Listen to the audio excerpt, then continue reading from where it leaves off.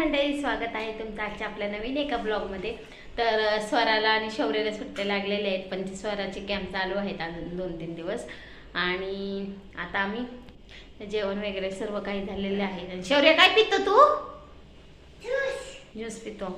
तर चला, आणि मुलांना सुट्ट्या लागलेल्या आहेत, सकाळीच घरी आलेले आहेत आणि आता जेवण वगैरे झालेले आहे, तर निवांत आहे आता। तर चला आता आपण काय करायचं? चला तर चला मुलांसोबत मी हरवलेलं आहे। शौर्य हारली बघा, आम्ही काय केलं बघा। स्वरा आणि शौर्याचं मध्ये मध्ये काय चाललंय ह्या, तर स्वराला मी हरवलेलं आहे ना शौर्य? स्वरा आता आता काय, आता निवडावच नवीन सुरुवात केलेली आहे आता बघा।